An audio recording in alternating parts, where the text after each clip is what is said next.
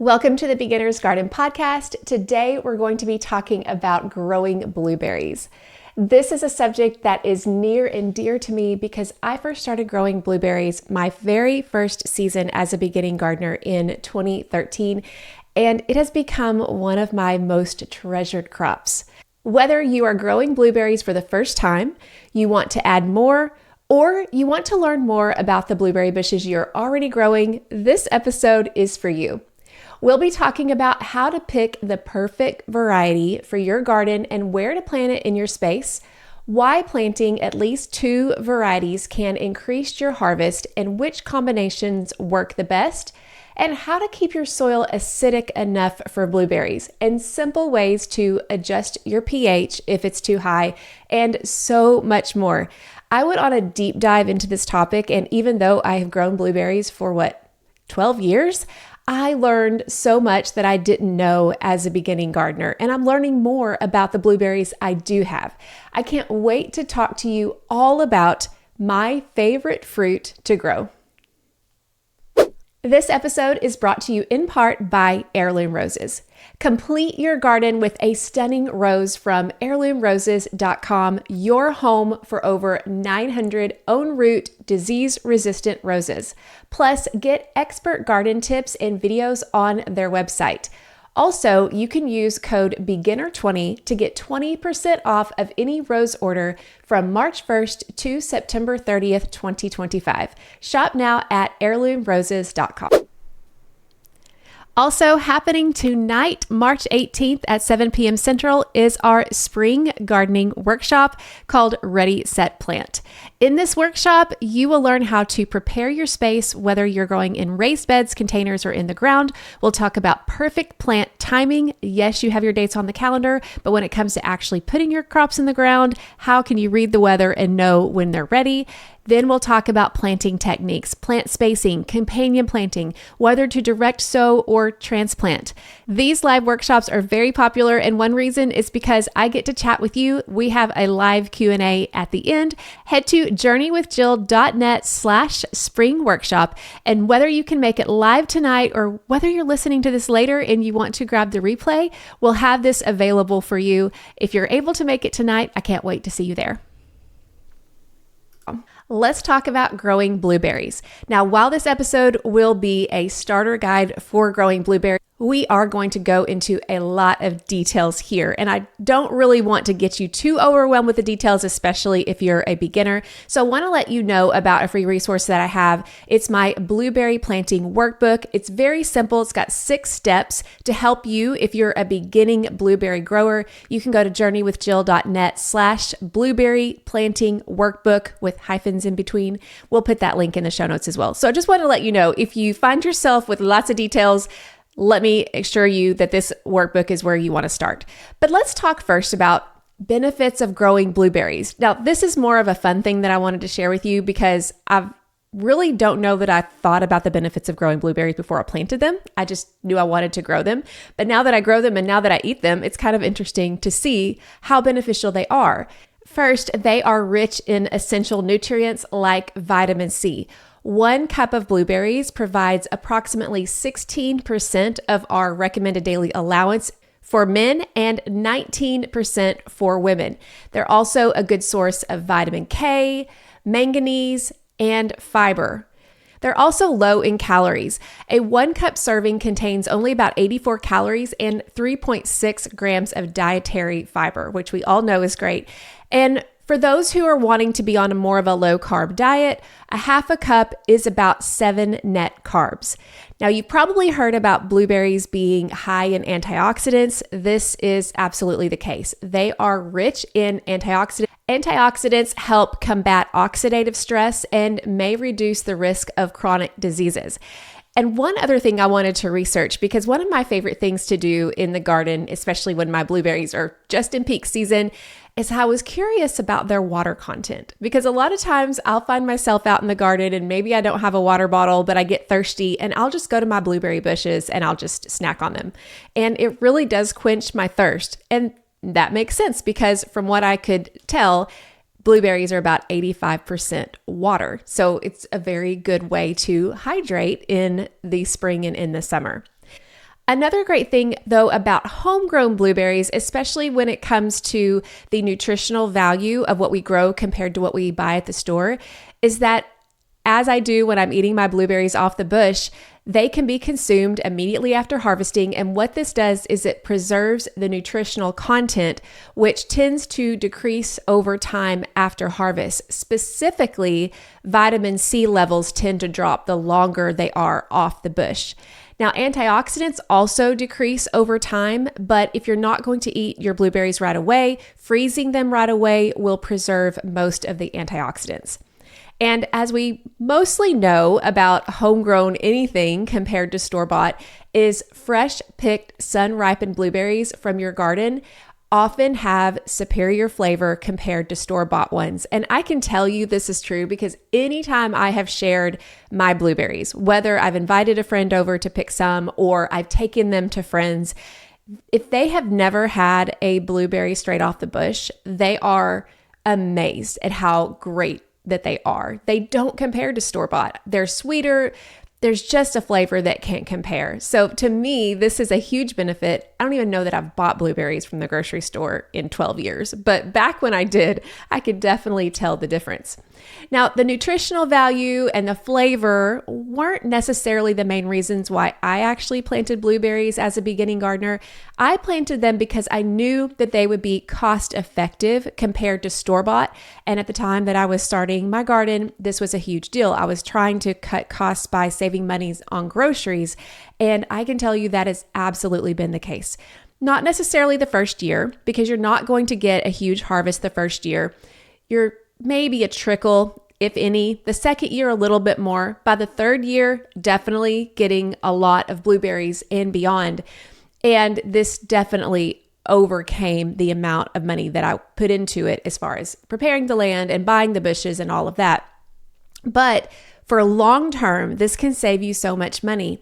The peak of blueberry production, and this is good for you to know if you're a beginner, is going to be at about years 4 to 7. Now, like I said, about year 3 is when I really started to feel like I had plenty.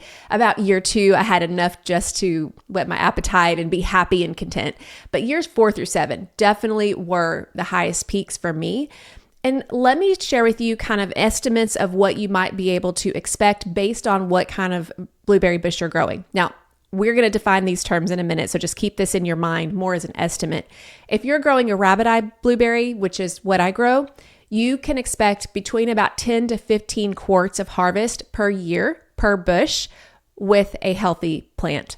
Northern high bush, we're talking a little bit lower, 6 to 12 quarts. I know that's a long range, but 6 to 12 quarts. Southern high bush, 5 to 10 quarts. Low bush, which is what is normally grown in like Maine and Canada. I think a lot of that's more for foraging. I think you could probably grow low bush. I'm not quite sure. I haven't looked into it because it doesn't really grow in my climate, but about 1 to 4 quarts per bush. So it's a little bit less. But still, I mean, if you look at what I grow, 10 to 15 quarts in peak season per bush, that's why we had to take blueberries to the farmer's market, because we had so many, especially during those years. Another thing to consider with the amount that you might expect is that the more bushes that you have, the more yield that you'd be able to expect, because we're going to talk about this in a little bit, but the more bushes that you have, the more pollination happens and the greater the fruit set. Also, the more pollinators you have, the more fruit set you're going to have. One of my favorite times of year is right when the blueberry bushes start to bloom. And I think it's usually about the end of March, typically in my area, if I'm not mistaken. And those bushes are just alive with bee activity. And it is incredible. Bumblebees, honeybees, all sorts of bees. You can sit under my blueberry bushes, and I have 5. You can just stand and you could hear the buzzing. Now, for those of you who have a fear of bees, then that may not sound amazing, but bees are harmless when they're on a bush. I mean, I've pet them before, we have honeybees, so I also kind of know how they behave. But the bumblebees really want nothing to do with you. They are on their mission, and they will let you get close to them while you watch them pollinate. It's just an incredible sight.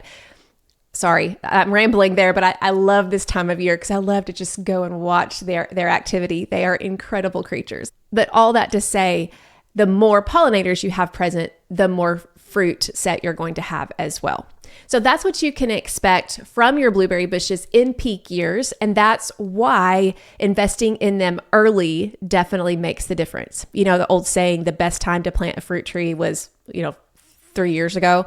Well, that is one thing that I'm grateful for that I put in my garden as a first-time gardener, even really not knowing what I was doing, because it definitely has paid off. Okay, we got a lot of details to go through, and I don't want to keep you forever, so I may start talking a little bit fast, but I mentioned the different blueberry varieties, and I think that it's important for you to have a basic understanding of the difference because you want to plant the right bush for your space because it'll be there for years. Like I said, I still have my blueberry bushes in good production. They're not as high production as they were in the peak years, but you're going to have these for a long time. So you want to make sure that you choose the right kind for your climate. Now, what we're going to talk about mainly here is high bush versus low bush versus rabbit eye. I'm really not going to talk a lot about low bush, but there are two types of high bush depending on your climate too. So high bush in general, especially northern high bush, are common in cooler climates. The southern high bush are more adapted for warmer climates. We'll get to those in a minute. Low bush, as I mentioned before, are more like your wild blueberries. They're prevalent in Maine and Canada.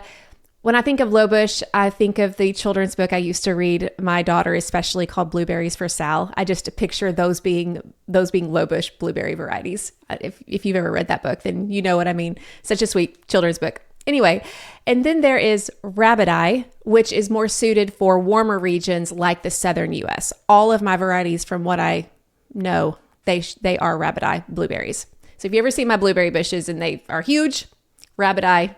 Even though they're called rabbit eye, which makes you think little, it's because of the blueberry itself and it looking like a rabbit's eye than the actual rabbit. So that's why they're huge. But how do you know what variety to select for your region? My number one tip is to buy from your local nursery. That's what I did my first year. Your local nursery, and I'm not talking about your big box store. I mean, I think they'll do a decent job, but the varieties that are at my local big box store were not the same as the one that I see in all of my local nurseries. They're a little different. The ones at my local nurseries are the ones that those local nursery owners know are proven in your area. So I would highly recommend that. If you order online, then you're going to do a little bit more research, making sure that you know what zone you're in, and also considering the chill hour requirements. We're going to talk about that in just a minute, but if you didn't listen to the episode with Chad Cargill, episode number 411, he talked more in depth about what chill hours are and what they mean. So go back and listen to that. But one thing you can do to find out how many chill hours your area gets, and this is something I did, I honestly didn't know my chill hours. So I guess I've been growing blueberries for 12, 13 years and never knew this, which is why relying on your nursery is a great choice. Just ask ChatGPT for your zip code, what is my chill hours? And mine's about 1,000. It's actually more than I thought here in Arkansas, but that kind of gives you a little bit of an idea. When I start listing chill hours, then you'll know that here I am in central Arkansas and it's about 1,000. Also, a great idea, and this is another thing Chad mentioned in episode number 411, is consult your local extension services for region-specific recommendations. I know ours, U of A, have like data sheets, and they give suggestions for different varieties that work well in our area. So that's a great resource as well. So let's talk about the difference between northern high bush and southern high bush and rabbit eyes. The northern high bush are native to the eastern and northeastern U.S. These bushes are going to grow about 5 to 9 feet tall, and they require over 900 chill hours. Cultivars include Blue Crop and Jersey. These are more common varieties. I'm sure there are more for sure. Now, the thing about these is that they are generally self-fertile, which means you could theoretically buy one and get a fruit set, but all blueberries are going to benefit from having at least 2 types together that bloom at the same time so that they have cross-pollination. So I always recommend you get at least 2 blueberry varieties for that reason, because you want a good harvest. But like I said, technically they are self-fertile. Southern Next, we have southern high bush, and these were developed for regions with milder winters with lower chill hour requirements. 160 to 500 is the range. Some of these common varieties are going to be O'Neill and Misty, and just like the northern high bush varieties, they are self-fertile, but planting more than one is going to help increase yields. Next, we have rabbit eye. These are the ones that I grow. They are native to the southeastern US, and these plants are huge. They grow between 6 and 10 feet tall. At the peak, I had to get a ladder up to harvest my blueberries, which you probably don't think anything about, but I had to because I didn't prune them down and to get the blueberries. I haven't done that in several years just because we get so much that I don't mind sharing with the birds, because the birds do come and even the squirrels have been coming, but we get so much that we have enough for us. That's probably not going to happen your first couple of years, but I haven't had to get on a ladder in a while because I share with the wildlife. But anyway, just know that rabbit eye blueberries are going to grow really large. So if you're growing these, you want to make sure you have plenty of room for them. They thrive in areas with long, hot summers, but they do typically have a chill hour requirement of between 400 and 700 minimum. The thing about rabbit eye, though, they are not self-fertile. So if you're growing rabbit eye blueberries, you need to have multiple varieties for cross-pollination. Some popular varieties, and I grow both of these, are Tiff Blue and Brightwell. I also grow Premier, Climax, and Pink Lemonade. And I love all of those. I would say my favorite are Pink Lemonade and Brightwell for flavor. I like that Climax and Tiff Blue are, and Premier too, are early. So it's nice to have that early fruit set. I would say my least favorite in flavor out of all of them are Climax. I feel like they're a little bit less flavorful than the other ones, but the other ones are really good. And Climax is good. I usually use it in cooking where you don't need as much of that flavor punch as just eating it right off the bush. In talking about chill hours, a question that I had was, how does chill hours affect the plant? Does that make a difference of when the plant blooms, when the plant fruits? Because different varieties are going to fruit at different times.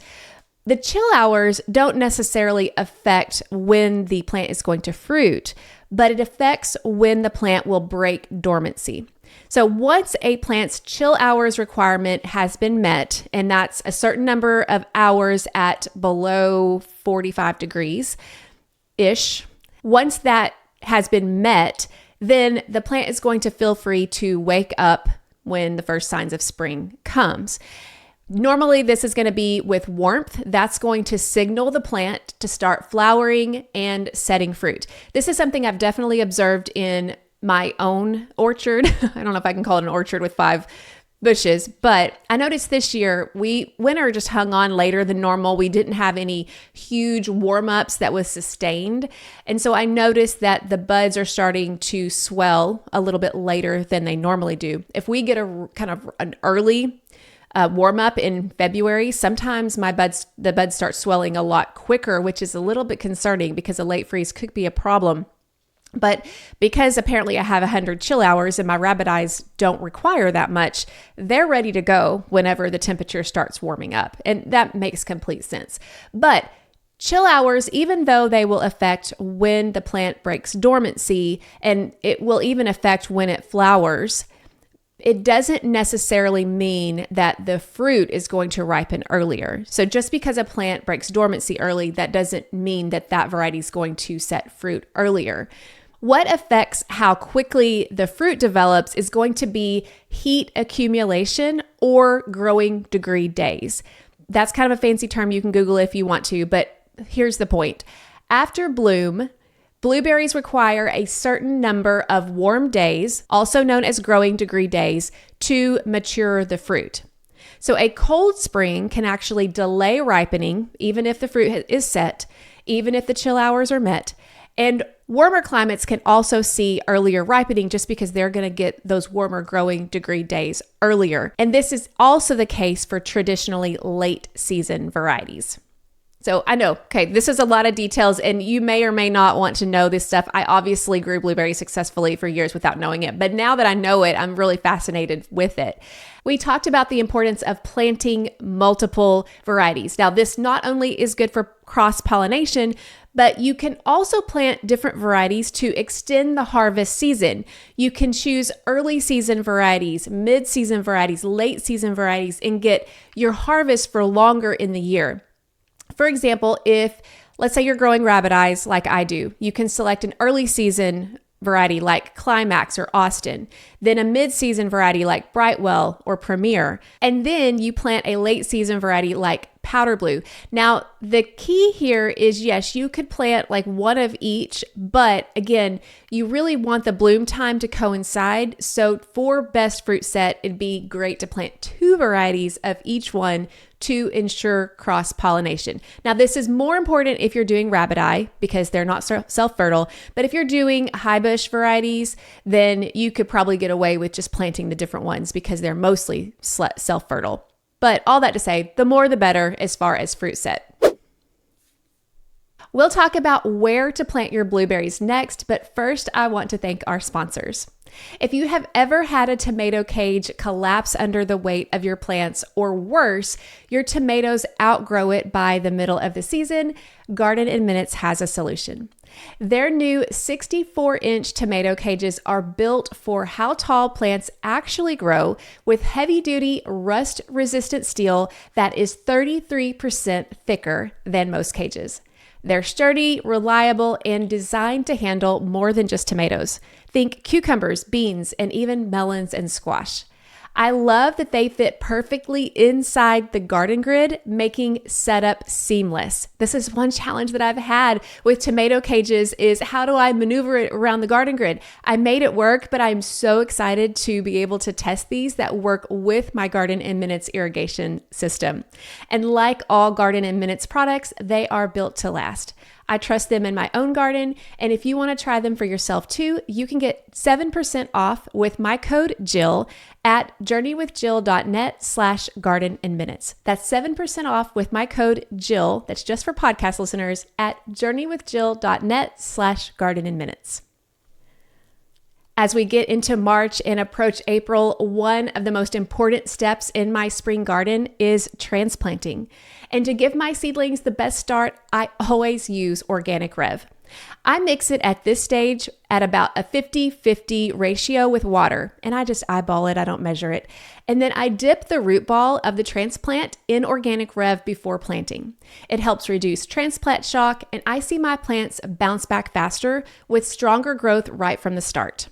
Rev works by boosting microbial activity, improving moisture retention, and unlocking nutrients in the soil so that my plants get what they need to thrive. I've noticed that plants treated with Rev establish more quickly, stay healthier, and handle stress better, whether it's a sudden cold snap or an unexpected heat wave. Try it in your garden and see the difference for yourself. Head to organicrev.com and use code Jill10 to save 10% off of your order. Again, organicrev.com and use my code Jill10. As always, all of the links to all of the supporters of this podcast are going to be in the show notes. Now let's talk about where to plant. When we choose where we're going to plant our blueberry plants, it is critical. Like I said, your plants are going to be there for a long time. It's important for healthy growth, high yields, and disease prevention. So let's talk about some considerations you might want to take when it comes to planning where you're planting your blueberries. Number 1 is sunlight. Full sun is essential. Blueberries need between 6 to 8 hours of sunlight per day. In partial shade, the bushes will grow, but fruit production will suffer. This will lead to fewer flowers and lower quality fruit. Next, elevation and air circulation.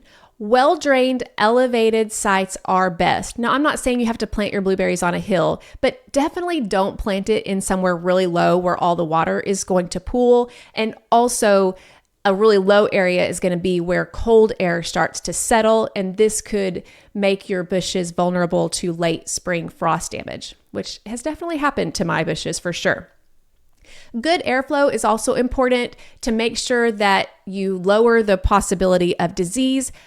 Honestly, I haven't had any issues with disease with mine, and we do live in a hot and humid area, but I would recommend being real careful with your plant spacing, not getting them too close, because when they are mature, you're going to want to get all the way around the plant if possible to be able to harvest. You're going to want to make it more convenient. So you're going to be looking at 5 feet apart for rabbit eyes and 4 feet at least for any kind of high bush. This also can help with preventing issues like mummyberry, powdery mildew. Like I said before, I haven't dealt with them, but I know others have dealt with those as well. Wind protection may be needed if you live in an area where you get really high gusty winds. I've not really had that issue, but I also have my blueberries kind of on the northern side of my home. I mean, not right beside, like they get full sun still, so it's a little far away, but I do have some natural wind blocks. So if you live in an area where you have full access to wind, you might consider some type of windbreak, such as a fence or a hedge. We also have our chicken coop nearby, so I feel like I have some kind of buffer there. So that's definitely something to consider. As I mentioned before, you want to make sure that you don't plant your berries in an area where water pools. You want the placement to have good soil drainage. Blueberries hate to have, quote, wet feet. They need to have well-draining soil if at all possible. And if you're worried about drainage, you might want to consider using raised beds so that this will prevent root rot and ensures plenty of oxygen availability in the root zone. Now for my planting, we have clay soil that doesn't have the best drainage. So when I planted my blueberry bushes, I amended with quite a bit of organic matter to try to loosen that up. I think I added some wood chips. I'm not sure I would do that if I had the choice again, now knowing that wood chips can tie up nitrogen, but I think I was doing it for structure. You might try something like composted pine bark fines. I've seen that recommended. And peat moss is always a good thing for blueberries because it also helps with the pH, which we'll get to soon. But trying to make sure basically that the soil has proper drainage. Also, avoid competition from trees and large shrubs. Don't plant near large trees. They'll compete for water. They'll compete for nutrients. They also can shade out blueberries. And try to plant in proximity to a water source. Blueberries need about 1 to 2 inches per week, especially in the first few years. Drip irrigation is best to deliver consistent moisture without wetting leaves. I will have to say I was on top of this the first few years, making sure that my blueberries got enough water, but I'm not even sure that I've watered them in the past several years. One year we went 7 weeks without rain, and I think I watered them once just because I'm like, I think they might need it. But for the most part, once they got established after those first few years, I really didn't have to add any additional water, but that's just me. Let's talk about soil requirements for blueberries because this is the big thing. If you take nothing away from this episode and you're a beginner, you definitely need to take this because this will make or break your blueberry harvest. You need to have acidic soil. And when I say acidic, it's 4.5 to 5.5. Blueberries will not do well in neutral soil. They'll not do well in alkaline soil. This is not something that you want to skip or think, oh, it'll be okay. You will want to test the soil. If you're planting in an existing bed in your yard, test your soil. You can use soil testing kits. I use Soil Kit. I like using Soil Kit too because I can tell them I'm planting blueberries and it'll tell me exactly if I need to amend the soil and with what and how much. But you also can do this with your local county extension service. Arkansas, as far as I know, still does this for free for my Arkansas friends. But regardless, you want to know what the pH is. Now, if your pH is not low enough, then you're going to have to amend it. And you can do that with elemental sulfur or acidic matter like peat moss. Now for sulfur, you're going to apply the amount that's suggested on the soil test once you get the soil test. If you want to use peat to try to lower the pH, if you want to lower it by about up to a point, 0.5 to a point of pH, then you're probably going to use the rule of thumb to add about 1 to 2 inches of peat and then mix it into the top 6 or 8 inches of the soil. Don't just add it on top. You want to mix it in. Or if you want to do a per bush planting, you want to look at about a half to a cubic foot per planting hole. That's going to be about 12 to 18 inches wide. Now, if your soil is much above 6, you may need more than just peat. So you probably are going to need some kind of sulfur. And then if your soil is alkaline, which is above 7, then I recommend that you listen to Lee Reich's podcast episode with me back in episode 39, one of my first ones. So be gentle with the quality, but he has some great tips here on how to amend the soil to make sure that you get acidic soil for your blueberries, or you might opt to plant in containers. Amending a soil with an alkaline like 7.0 is a lot of work. He shares how to do that in that episode, but you may be better suited to just go with a container where you can control the pH.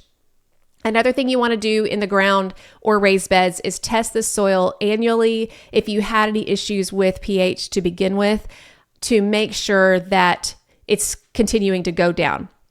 I'll tell you, I haven't done that because I measured my pH when I first started gardening and it was like 4 point something. So I know that my soil is naturally acidic. So I haven't measured the pH anymore because I knew whatever your soil you have, you will tend to go to that over time. So I continue with my vegetable garden to add lime and wood ash because I know my soil is just going to continue, going back to its native state. So make sure you test, especially if you don't have ideal acidic soil to begin with every year, just to make sure that you continue to have acidic soil for your blueberries.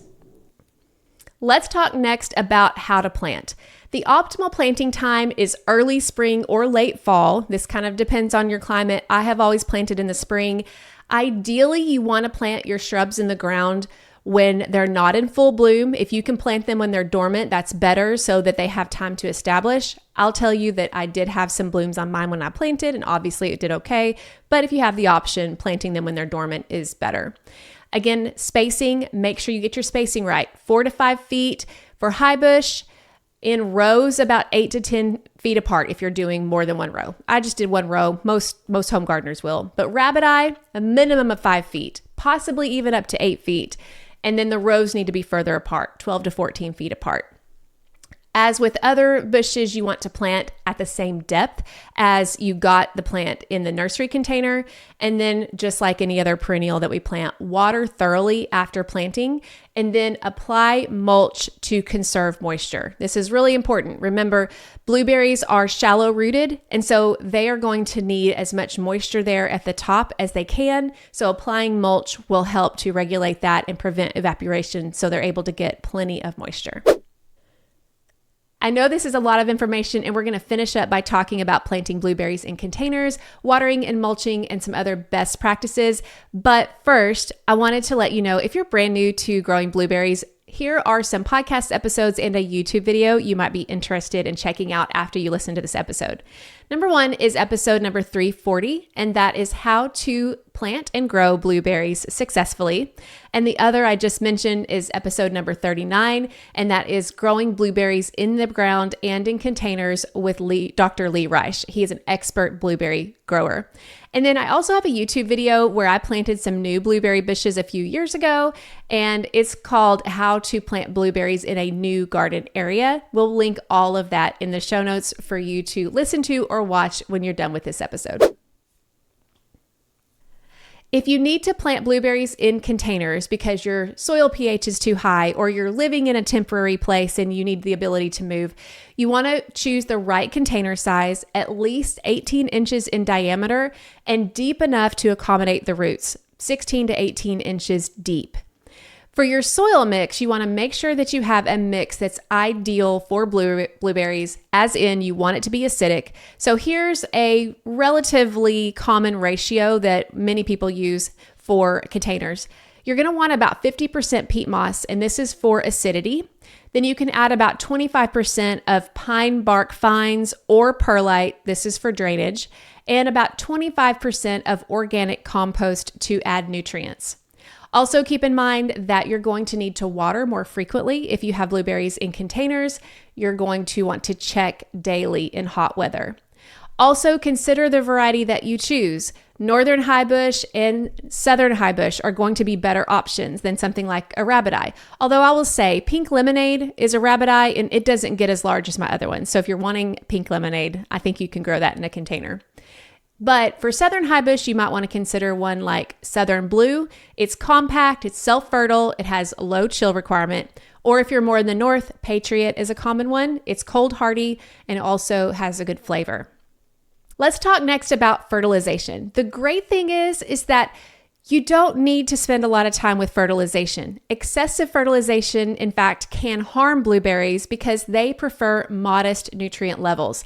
My nursery owner actually said when I bought my first blueberries, don't fertilize them the first year, wait until the second year. They don't need it right away. But then once you start fertilizing in the second year, use some kind of high nitrogen source. That's really what they need the most. You can use composted manures, plant-based fertilizers, cottonseed meal, alfalfa meal, soybean meal. I've used all of those. Lately, what I have been doing, because blueberries really need mulching, like I mentioned before, usually in the spring, what I'll do is I'll clean out my chicken coop because it's got pine bark mulch and it has all the manure, which is high in nitrogen. And I will mulch my blueberry bushes with what I cleaned out my chicken coop with. And that seems to do just fine. It's funny because I hadn't done that in a couple of years and I did it one year and the leafy growth just exploded. So, I mean, that makes sense. It's nitrogen, but you won't have to do that the first year. But again, you want to do that in the spring, and usually you want to do that when buds start to swell. Some people do it right after harvest, but I usually do it right in the spring, in the beginning, when the plant's starting to put on new growth. Wow, that was a whole lot, especially for a beginner guide to growing blueberries, but I felt like I gave you information there that I didn't know, and I think it would have been more helpful for me to know, especially when I was starting out. And as you can see, growing blueberries can take some planning, but with the right variety for your location, with the proper soil preparation, and I will emphasize this again, take the time to make the soil what it needs to be. Because once you get your blueberries planted, they are really low maintenance. The only thing I have to do every year, now that they're mature, is add that mulch, with the manure or some kind of fertilizer, and prune my blueberries each year, which I haven't talked about pruning because we're mainly talking about a starter guide at this point. But besides that, they're pretty, like, what I spend the most time with my blueberries doing is harvesting them. And once they get mature, that's a lot of time, but I would rather spend my time harvesting than something else, wouldn't you? Especially with blueberries where you can take one and save one. Yeah, it's really good. So all that to say, with the right variety, proper soil preparation, consistent care, these berries can thrive in your backyard for years to come. So whether you're growing them in raised beds, containers, or directly in the ground, just keep in mind the key is to provide well-draining, acidic soil, having plenty of sunlight and regular watering. And don't forget, patience is key. Your plants will reward you with increasing yields each year. And don't forget, planting multiple varieties will help to extend your harvest and help increase your harvest. And once you start harvesting, you will see and taste and know the amazing benefits of homegrown blueberries. You'll be able to taste their superior flavor. You'll know they have higher nutritional value, and they will ultimately save you money, making everything you do the first year worth it. Now, don't forget, I did share with you a lot of information here, but if you want a place to start and you haven't yet, print out my blueberry planting workbook. It just gives you the basics of what you need to know to get started. You can go to journeywithjill.net/blueberry planting workbook with hyphens in between blueberry planting workbook. Yeah, just check the link in the show notes. So I hope that you will be able to start growing blueberries or grow more blueberries this year if you'd like, and you find so much enjoyment in growing them just like I have. Thank you so much for listening today. I hope that you've enjoyed this, and we'll see you on the next episode. This episode was brought to you in part by Heirloom Roses. Want gorgeous, thriving roses? Heirloom Roses has over 900 own root varieties, plus perennials and bulbs to complete your dream garden. Their own root roses are stronger, healthier, and true to their variety.